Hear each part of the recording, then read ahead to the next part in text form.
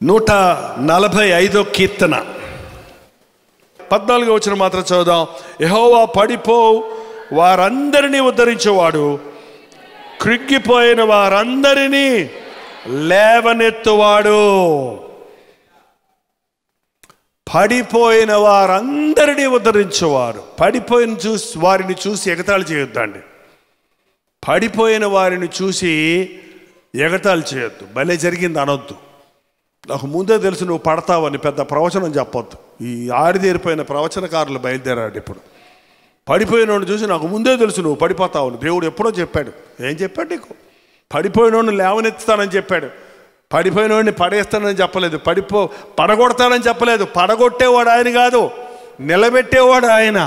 పడగొట్టేవాడు సాతాను, నిలబెట్టేవాడు మన ప్రభు. పడిపోయిన వారందరినీ, నీ ఇంటిలో నీ బిడ్డలు పడిపోతే, శోధనలో పడిపోతే, పాపంలో పడిపోతే, ఈ రోజున తల్లిదండ్రులే బిడ్డలను క్షమించడం లేదు. నీ మొహం నాకు చూపించద్దు పో, నీ చావు నువ్వు చావు అని బిడ్డలను ఇళ్లలో నుంచి తరిమేస్తున్నారండి.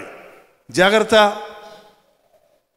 నీ బిడ్డ ఒకవేళ పొరపాటు చేస్తే, నీ కుమారుడు ఒకవేళ తప్పు చేస్తే, ఎవరో ఒక అమ్మాయిని తీసుకొచ్చి అమ్మాయిని ప్రేమించాను, మేము రిజిస్టర్ మ్యారేజ్ చేసేసుకున్నాం అని నీ దగ్గరకు వస్తే ఏం చేయాలి? కాళ్ళని కొడతాను, పోరా బయటకు అనాలా? ఏం చేయాలండి? పోనీలో నాయన ఉండిపో అంటే ఇంక అందరూ అదే చేయరా? పోనీలో నాయన ఉండిపో అంటే ఇంకా దేశంలో వివాహ వ్యవస్థ ఉంటుందా? తల్లిదండ్రుల విలువ ఉంటుందా? ఈ రోజున చాలామందికి తల్లిదండ్రుల విలువ తెలియటం లేదు. బిడ్డలు అసలు అలాంటి నిర్ణయాలు చేసుకుంటున్నారంటే దానికి ముఖ్యమైన కారకులు తల్లిదండ్రులే అండి. ఇంటిలో భార్యాభర్తలు జగడాలాడుకుంటూ ఉంటే మీ పిల్లలు మీ దగ్గరకు వచ్చేలా మనసిప్పుతారు. అమ్మతో చెప్తే, నాన్నతో చెప్తే నాకు పరిష్కారం దొరుకుతుందని అలా ఆశిస్తారు. తల్లిదండ్రులైన మీరు మీ బిడ్డల కోసం జీవించాలి. బిడ్డలను ఒక ఇంటి వారిగా చేసే వరకు తల్లిదండ్రుల బాధ్యత అండి. పెంచి పెద్ద చేయటమే కాదు, పెంచి పెద్ద చేసి పెళ్లి చేసే వరకు తల్లిదండ్రుల బాధ్యత. ఆ తర్వాత వారు కుటుంబంగా సిద్ధపడ్డారు, వారి కుటుంబాన్ని వారు కట్టుకోవాలి, వారిని వారు పోషించుకోవాలి. తల్లిదండ్రులుగా మనం చేయగలిగిన సహకారాన్ని వారికి అందించాలి. కానీ ఎంతోమంది యవనస్తులు చెప్తారు, మా నాన్న మాతో మాట్లాడదు, మా అమ్మ మాతో మాట్లాడదు, సరిగా మాట్లాడదు అన్నాడు. అసలు మాట్లాడదా అంటే అది ఎట్ట కుదురు? అదేనండి మాట్లాడదు కానీ సరిగా మాట్లాడదు అంటే, సరిగా మాట్లాడతామంటే ఏంటంటే మొక్త సరిగా వచ్చావారా, ఫీజు వచ్చినప్పుడు ఫీజు కావాల్సి వచ్చినప్పుడు అడుగుతావు, సరే అడుగు చావు అంట. అడుగు చావు ఏంటి? మళ్ళీ కొంతమంది ప్రతి మాటకి చావు పెట్టుకుంటారు కింద. మీ భాషలు ఎక్కడన్నా ఉంటే కరెక్ట్ చేసుకోండి. తిట్టేటప్పుడు డైరెక్ట్గా తిడతారు కొంతమంది పొగిడినట్టే పొగిడి తిడతారు. దాంట్లో మన నోటిలో నుండి చావు అనే మాట రాకూడదండి, బతుకు అనే మాట రావాలి. చావు అనే మాట సాతాను సంబంధమైంది. చచ్చావంటే నీకు ఇక మారు మనసు పొందే అవకాశం లేదు. చచ్చిన వాడికి ఎవరు కూడా నరకంలో నుండి పరలోకానికి తీసుకెళ్ళగలిగిన శక్తిగా లేదు. బిడ్డలను, పడిపోయిన వారిని ఉద్ధరిస్తాడు. పడిపోయిన వారిని ఎవ్వరూ తృణీకరించకండి. కృంగిన వారిని ఆదరించండి. చాలామంది యవన బిడ్డలు ఈ రోజున తప్పుడు నిర్ణయాలు చేస్తున్నారు. ఇంకా విచిత్రం ఈ రోజు నేను గమనించేది ఏంటంటే అబ్బాయిల కంటే అమ్మాయిలు ఆరిదేరిపోతున్నారు. బీ కేర్ఫుల్ అమ్మాయిలు. ఈ సెల్ ఫోన్ వచ్చిన తర్వాత అండి ఇంట్లో నుంచి కదలరు. ఇంట్లోనే ఉంటారు కానీ మా పిల్ల మా కళ్ళ ముందే ఉందనుకుంటారు కానీ అసలు మీ పిల్ల మనసు మీతో లేదు. ఇక్కడ ఎక్కడో ఉంది అంతే. గుస మనుషులుంటే టైపు. ఏంటంటే యవనస్తులకు సెల్ ఫోన్లకి లాక్ వేస్తే వెంటనే దాన్ని తీసుకురండి నా దగ్గరికి. లాక్ వేసుకుంటారమ్మా? నా దగ్గర తీసుకురాకండి, మీరే చూసుకోండి. సెల్ పగల కొడతాను అనకండి, మళ్ళీ కొత్త సెల్ కొనుక్కుంటుంది. ఏంటండి వాళ్ళ మనసు మార్చాలి. సెల్ పాపం కాదండి, సెల్ ఫోన్లో పాపం లేదు, పాపం గుండెల్లో ఉంది. అది సెల్ ఫోన్లో ఉపయోగించుకుంటున్నారు. అందుకే మనస్సు మారాలి. ప్రభు చెప్పేది నీ గుండె మారితే, నీ జీవితం మారితే, నువ్వు ఎక్కడున్నా సరే, ఎలాంటి కల్చర్లో ఉన్నా సరే నీతి నీలో ఉంటుంది. కాబట్టి స్తుతి నీకు కలిగి ఉంటావు కాబట్టి, కృతజ్ఞత కలిగి ఉంటావు కాబట్టి, ఏ స్థాయి నుండి ఈ స్థాయికి వచ్చావని ఎరుగుంటావు కాబట్టి ఎక్కడున్నా ఆయన సాక్షిగా ఉండగలుగుతావు. పడిపోయిన వారందరినీ ఉద్ధరించేవాడు, కృంగిపోయిన వారందరినీ లేవనెత్తేవాడు. 15వ వచనం ముగించుకుందాం. సర్వజీవుల కన్నులు నీ వైపు చూస్తున్నవి, తగిన కాలమందు నీవు వారికి ఆహారం ఇచ్చున్నావు. నీవు నీ గుప్పిలి విప్పి ప్రతి జీవి కోరికను తృప్తిపరచుచున్నావు. రెండోది, ఈ రోజున మనకు లేనిది తృప్తి. తృప్తి లేని వాడి నోట సనుగుడు ఉంటుంది, కృతజ్ఞత లేని వాడి చోట గొణుగుడు ఉంటుంది. దేవుడు ప్రభు అంట గుప్పిలి విప్పితే ప్రతి ప్రాణి, ప్రతి జీవి కూడా తృప్తి పొందుతుంది. ఎంతమందికి మీ జీవితంలో తృప్తి ఉంది చెప్పండి? 3-4 చేయి చూపిస్తున్నారు. ఈ రోజు నుంచి తృప్తి పొందండి. పచ్చడా, దేవానికి స్తోత్రం. ఈ వారం అంతా చికెన్ తిన్నాను, ఇవాళ ఈ పచ్చడి ఇచ్చావు, నీకు వందనాలు. పచ్చడి లేని వాళ్ళు కూడా ఎంతోమంది ఉన్నారయ్యా, నీకు వందనాలను భోంచేయండి. అంతేగాని పచ్చడా, చికెన్ లేదా ఏంటండి? ఈ పూటకి ఆహారమో చాలు. నేను చాలా చోట్ల భోంచేస్తుంటానండి. కొన్నిసార్లు కారులో కూర్చొని భోంచేస్తా, కొన్నిసార్లు ప్లాట్ఫామ్ మీద, కొన్నిసార్లు రోడ్ల మీద. ఈ టైం లేకపోతే అలాగ డబ్బా పట్టుకొని తినుకుంటూ పోయిన రోజులు ఎన్నో ఉన్నాయి. నీలగిరి కొండల్లో చేసినప్పుడు ఆకులు 2 ఇడ్లీ పెట్టుకొని నడుచుకుంటూ తినుకుంటూ పోయిన రోజులు ఎన్నో ఉన్నాయి. కానీ ఎక్కడ తిన్నా, ఆ 2 ఇడ్లీ తిన్నా, ఆ దోశ తిన్నా, ఆ పెరుగన్నం తిన్నా, ఆ ఏం తిన్నా, ప్రభా ఈ పూటకి ఆహారం ఇచ్చావు, నీకు వందనాలు. ఈ పూటకి ఆహారం వీళ్ళ ఇంట్లో పెట్టావు, నీకు వందనాలు. ఈ పూట ఈ ఆహారం నువ్వు ఫలానా విశ్వాసతో పంపించావు, నీకు వందనాలు. ఈ పూటకి ఆహారం నా భార్య చేసి పెట్టింది, నీకు వందనాలు అని స్తుతిస్తూ నువ్వు భోజనం చేస్తే అది అరుగుద్దండి. అది అరుగుద్ది, అది ఆరోగ్యాన్ని ఇస్తుంది, అది బలమనిస్తుంది. దేవుడు తృప్తిపరిచేవాడు. దేవునికి నీకు ఎప్పుడు ఏది కావాలో నీకు తెలుసు. అన్నామణి అనే ఒక స్త్రీ ఉండేది. ఆమెకు చదువు రాకపోతే బైబిల్ చదువుకోవాలి ప్రభా అని అడిగితే బైబిల్ మాత్రం చదువుకునే జ్ఞానం ఇచ్చాడు. ఆమెకి ఏ బాధ వచ్చినా దేవునితో చెప్పుకునేదట. ఆమె డాక్టర్ దగ్గరికి వెళ్తే డాక్టర్ చెప్పాడమ్మా, నువ్వు చాలా బలహీనంగా ఉన్నావు, రోజు ఒక కోడిగుడ్డు తిను, 30 రోజులు ఒక కోడిగుడ్డు తినన్నారట. ఆమెకి కోడిగుడ్డు కాదు కదా, కూరగాయలు కొనుక్కోవడానికి కూడా డబ్బులు లేవు. ఆమె వచ్చి ప్రార్థన చేసుకుంది, ప్రభా ప్రతి జీవిని తృప్తిపరుస్తానన్నావు కదా, నాకు కావాల్సిన ఆహారం, అనుదిన ఆహారం నాకు దయచే అనగానే అని కోడి ఒకటి గుడ్డు పెట్టినంటే కేరింతలు వేస్తే తెలుసా మీకు పూర్వకాలం? ఇప్పుడు అన్ని ప్లాస్టిక్ గుడ్లు కొనుక్కొచ్చుకుంటున్నారు. అది ఎక్కడో వస్తే ఎక్కడో చూస్తే అక్కడ గుడ్డు వేడిగా అప్పుడే పెట్టిన గుడ్డు ఉండేదట. కోడి కోసం ఎదిగితే ఎక్కడ కనపడేది కాదు. ఆ గుడ్డు తీసుకొని ఎదురింటి వాళ్ళకి, పక్కింటి వాళ్ళకి, ఇల్లింటికి, వాళ్ళింటికి వెళ్ళి మీ కోడి వచ్చి గుడ్డు పెట్టింది, మీ కోడి, మాకు కోళ్ళే లేవమ్మా, మా కోడి గుడ్డు పెట్టేది లేదమ్మా, కోడి పుంజులే ఉన్నాయి మాకు అందరూ చెప్తే ఆమెకు అర్థం కాలేదు మొదటి రోజు. ఓహో ఇది నా దేవుడు పంపించాడని స్తుతించింది. ప్రతిరోజు ఆ సమయానికి ఎక్కడి నుంచో కోడి వచ్చి పెడతా ఉంది. 30 రోజులు అయిపోయింది. 31వ రోజు కోడి రాలేదు, గుడ్డు పెట్టలేదు. ఏంటి వాళ్ళ కోడి రాలేదు అనుకుంటుంది, గుడ్డు లేదే అనుకుంటుంటే ఎన్ని రోజులు తినమని చెప్పింది డాక్టరు? 30 రోజులే వచ్చినాయి, 30 గుడ్లు తినింది. ఎంత సంతోషంతో ఆమె, నా దేవుడు నన్ను ఎలా పట్టించుకుంటున్నాడు, నా దినములు లెక్కిస్తున్నాడు, నా అవసరతలు తీరుస్తున్నాడని ప్రభు స్తుతించింది. ఈ రోజుల్లో మనం కూడా విశ్వాసం ఉపయోగిస్తే ఎన్నో అద్భుతాలు జరుగుతాయండి. ఒకటి, లేకపోతే దేవుణ్ణి అడుగు కానీ సనక్కో, ఉన్నదాన్ని బట్టి ప్రభువుని స్తుతించి కానీ లేదు దాని కొరకు ఆశించకో. అప్పుడు ఈ కొత్త సంవత్సరం నీ జీవితంలో సంతృప్తి కలిగిన, సంతోషం కలిగిన జీవితముగా ఉంటుంది. ఇంకొక మాట చదివి ముగించుకుందాం. 18వ వచనం.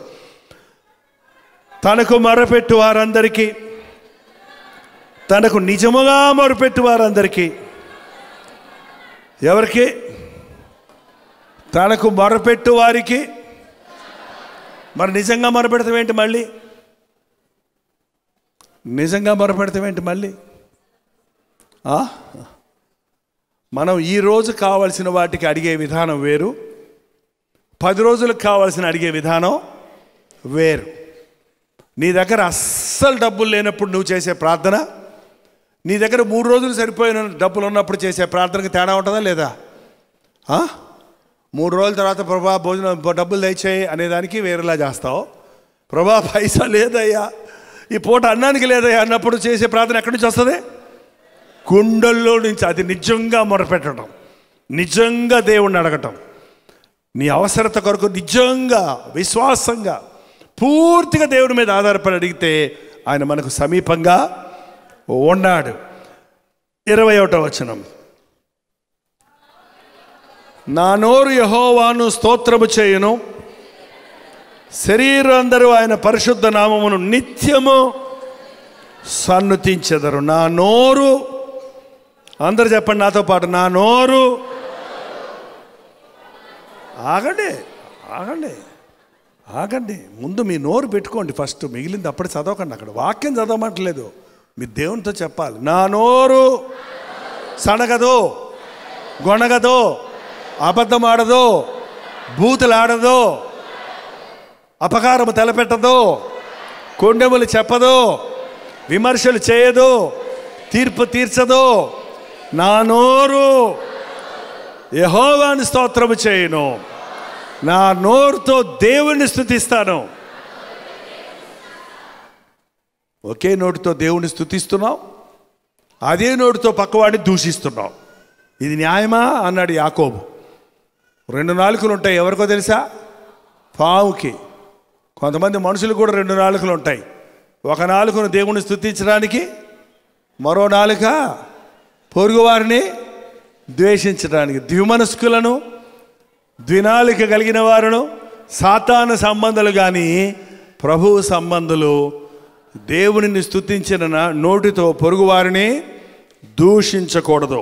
ఎఫెసీయులకు రాసిన పత్రిక 5వ అధ్యాయం 4వ వచనం, కృతజ్ఞతావచనమే మీరు ఉచ్చరింపవలను కానీ, కృతజ్ఞతావచనమే మీరు ఉచ్చరింపవలను కానీ బూతులైనను, పోకిరి మాటలైనను, సరసోక్తులైనను ఉచ్చరింపకూడదు, ఇవి మీకు తగవు. ఏం బూతులు ఆడుకుంటున్నారండి? పార్లమెంట్లో కూడా బూతులు ఆడుకుంటున్నారు, ఈ మధ్య అసెంబ్లీల్లో బూతులు ఆడుకుంటున్నారు, సోషల్ మీడియాలో బూతులు ఆడుతున్నారు. ఎదుటివారిని కించపరుస్తూ అసహించుకుంటూ అసహ్యంగా అసభ్యంగా మాట్లాడేది దేవుని బిడ్డలకు తగదు. మీ నోట బూతులైనను, సరసోక్తులైనను, ద్వంద్వార్థంతో మాట్లాడతారు కొంతమంది, ద్వంద్వార్థంతో మాట్లాడతారు, తప్పుడు మీనింగ్ వచ్చేటట్టు మాట్లాడతారు, వంకర మాటలు మాట్లాడతారు. ఇవి దేవుని బిడ్డలకు తగదు. మీ నోటిలో నుంచి బూతులు రాకూడదు. కాకినాడలో ఒకసారి అచ్యుతాపురంలో మీటింగ్స్ పెట్టాం. ఎందుకో బూతుల గురించే ఎక్కువ ప్రసంగం, 3 రోజులు బూతుల గురించే ప్రసంగం. ఆ తర్వాత అక్కడ పాస్టర్ గారు వచ్చి చెప్పారు, భలే చెప్పారండి, మా ఊరు వాళ్ళందరూ నోరు ధరిస్తే బూతులనండి, సాయంకాలం పైపుల దగ్గరికి వెళ్తే ప్రపంచంలో ఉండే బూతులన్నీ ఇలా నోట్లోనే ఉంటాయండి, గాల్లో ఎగురుతూ ఉంటాయండి అని చెప్పారు. అప్పటి నుంచి ప్రభా ఆ మీటింగుల తర్వాత ఈ బూతులాడేవాడిని మార్చు అనే ప్రార్థన చేసేవాడిని. ఒక 6 నెలలు అయిన తర్వాత ఒకసారి పాస్టర్ గారు ఇంకో చోట కనపడ్డారు నాకు. ఏమండి మీ ఊర్లో బూతులు ఏమైనా తగ్గాయా? తగ్గాయా అంటారేంటండి? దేవుడు మహాకృప వలన బూతులాడే సిస్టర్స్ అందరూ మారిపోయారండి. పైపుల దగ్గర ఏ గొడవ వచ్చినా కూడా సరే అక్క నువ్వు పెట్టుకో ముందు, సరే నువ్వే తీసుకెళ్ళి అంటున్నారు. ఒకరికొకళ్ళు ఎక్కువ ప్రేమ చూపించుకుంటున్నారు. ఒకవేళ ఎవరి నోటులో నుంచి అయినా గబక్కన ఒక బూతు మాట ప్రారంభమైతే, జైపాల్ గారు జైపాల్ గారు జైపాల్ గారు అనగానే చూస్తుంటున్నారట. దేవుడు తన మాటను పరిశుద్ధాత్మ శక్తితో అందించినప్పుడు అండి ఆ మాట ప్రభావం మనుషుల హృదయాల్లో క్రియ జరుగుతుంది. ఈ రోజు నుండి ఇళ్లలో ఉన్న వారి నోట్లో నుంచి బూతు మాట వచ్చిందా అని నాకు ఫోన్ చేసేయండి. నేనేం చేయను, మీకోసం ప్రార్థన చేస్తాను. ప్రభువా కృతజ్ఞత కలిగిన నోటిని దయచేయను ఆయన. పాత నోరు మాకొద్దున ఆయన, రంకెలేసే నోరు, కేకలేసే నోరు. యేసు ప్రభు రంకెలు వేయుడు, కేకలు వేయుడు, వీధులలో ఆయన కంఠధ్వని వినబడదు. ఒక్కటేనండి, మీ కోపం వస్తుంది. ఎందుకంటే కోపం రప్పిస్తాడు. మీ ఆయనే రప్పించవచ్చు, మీ ఆవిడే రప్పించవచ్చు, లేకపోతే వాడు ఉంటాడుగా మధ్యవర్తకుడు, మీ బంధువు వాళ్ళ బంధువును. నువ్వు సరిగా ఉంటే ఆమెను రెచ్చగొడతాడు, ఆమె సరిగా ఉంటే నిన్ను రెచ్చగొడతాడు. ఇద్దరు ఏదో తప్పు చేయించాలో చూస్తాడు. కానీ ఆ సమయంలో మీరు ఒక్కడే చేసుకోవాలి. నోటికి కళ్ళెం పెట్టుకోమన్నాడు దేవుడు, నోటికి చిక్కం పెట్టుకోమన్నాడు. దావీదు అన్నాడు, నేను నోటికి ఏం పెట్టాను? చిక్కం. జస్ట్ నోరు మూసేసుకోండి అంతే, మీకు వచ్చేస్తుంది, తిట్టొచ్చేస్తుంది. యేసు ప్రభువుని గుర్తు చేసుకోండి. వదకు తేయబడిన గొర్రె పిల్ల వలె ఆయన నోరు మెదపలేదు. నువ్వు నిర్దోషిగానే ఉంటావు. ఆ సందర్భంలో సాతాను ఓడిపోతాడు, నీ ఇంటిలో సమాధానం నిలబడుతుంది. మీ నోట బూతులు రావద్దు, పోకిరి మాటలు రావద్దు, సరసోక్తులు రావద్దు, అబద్ధములు రావద్దు. ఇవి మనకు తగవు. ఏం రావాలి మన నోట్లో నుంచి? కృతజ్ఞతావచనమే రావాలి, స్తుతించే మాటలే రావాలి. Positive thinking. ప్రతిదాన్ని పాజిటివ్గా తీసుకోండి. ప్రతిదానికి నన్ను విసిగించే భార్యని ఇచ్చావయ్యా, నీకు వందనాలని ప్రార్థన చేయండి. ఈ దరిద్రపు దాన్ని నాకు ఎందుకు ఇచ్చావయ్యా, తీసేయని చేయకండి. ప్రభువా, నన్ను విసిగించే భార్యని ఇచ్చావు, నా విశ్వాసాన్ని బలపరుస్తున్నావు, నీకు వందనాలని ప్రార్థన చేయండి. నీ భార్యలో గొప్ప మార్పు వస్తుంది. నన్ను బాధ పెట్టే భర్తనిచ్చావయ్యా, తట్టుకునే శక్తిని అయ్యా, నీ ప్రేమ చూపించడానికి నాకు సహాయం చేయ అని అడుగు, దేవుడు నీకు సహాయం చేస్తాడు. కీడును మేలుతో జయించాలండి. కీడుకు కీడు కాదు. కీడు కొట్టుకుంటే కత్తి పడితే రక్తపాతం అవుతుంది. అక్కడ మేలు చేత కీడును జయించమన్నాడు దేవుడు.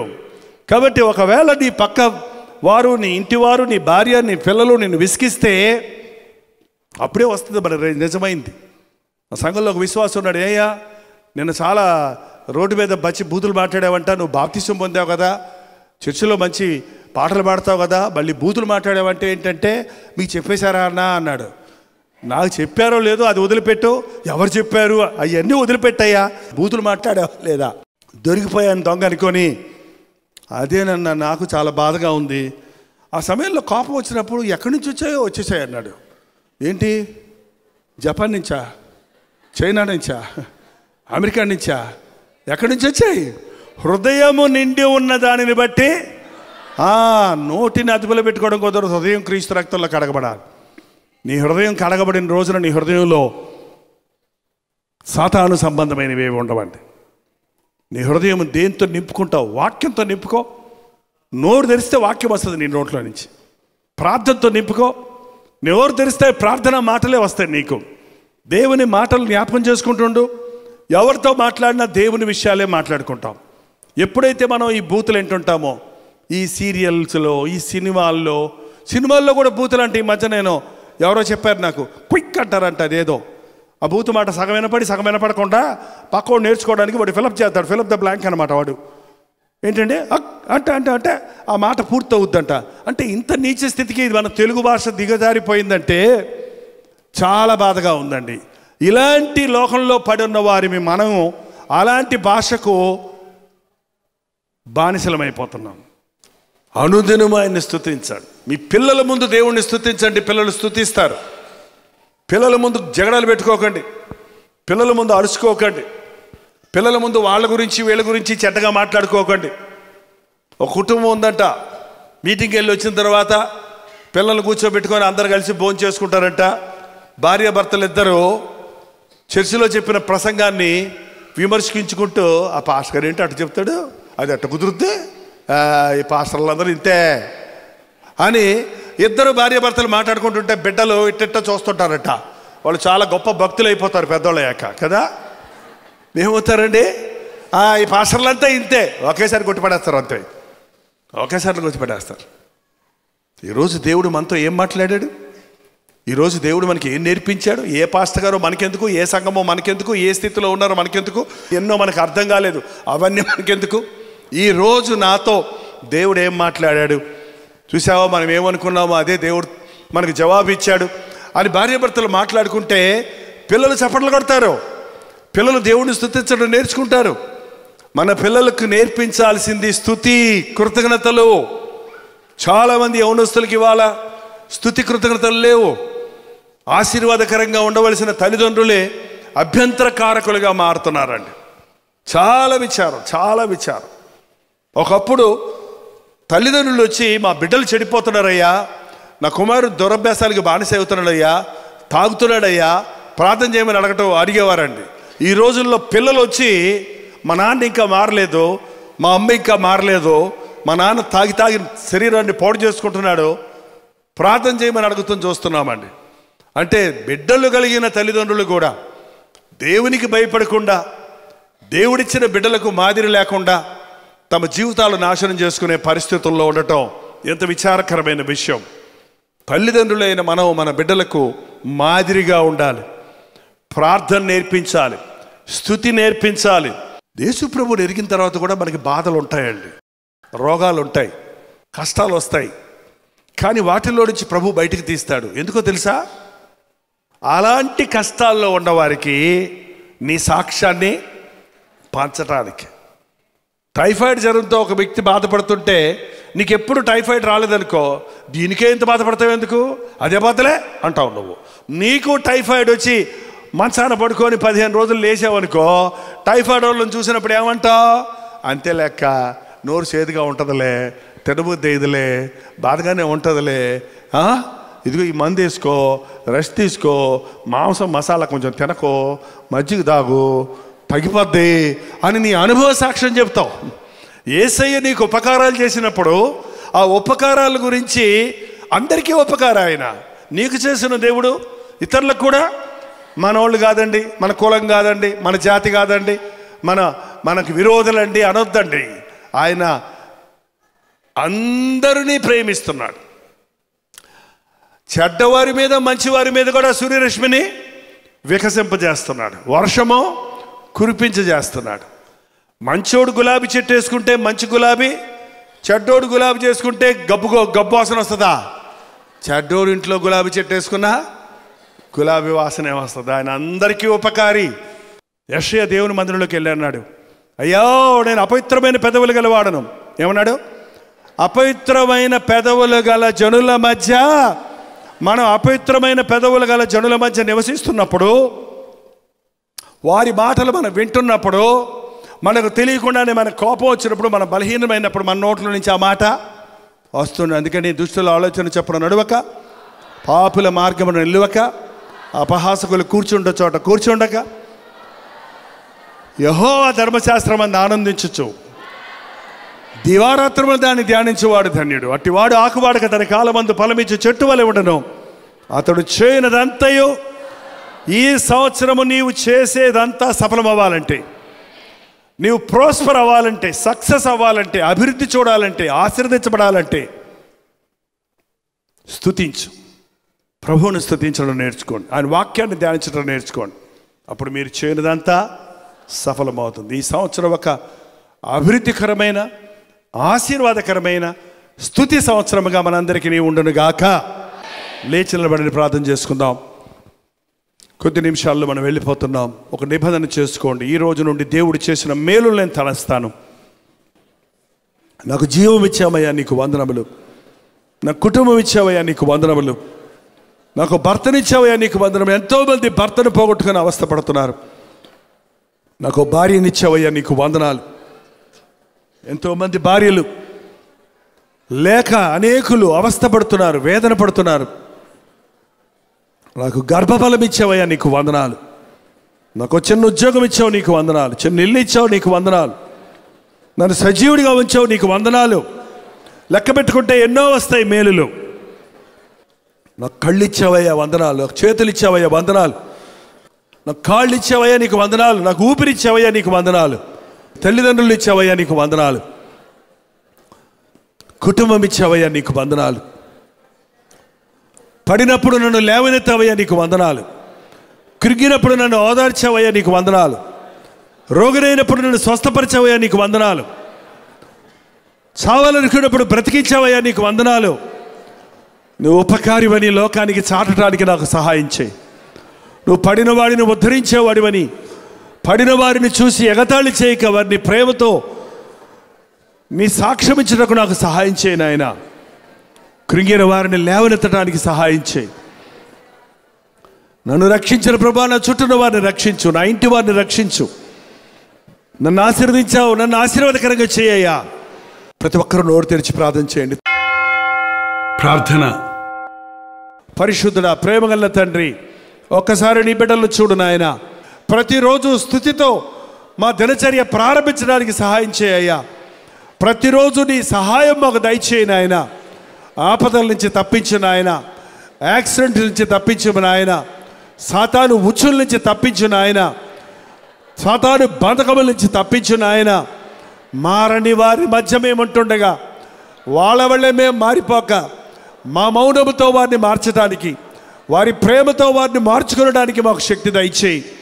పాత దానిని విడిచిపెట్టని స్థితిలో ఎవరెవరు ఉన్నారో అటు వారిని ఈ రాత్రి నజరేయుడైన యేసుక్రీస్తు నామములో విడుదల చేయించున్నాము నాయన. పాతవి గతించిపోయినవి, సమస్తము కొత్తమైనవన్నాం అనుభవం మా జీవితాల్లో దయచేయి నాయన. ప్రేమ సమాధానాలు మా ఇంటిలో ఉండాలి.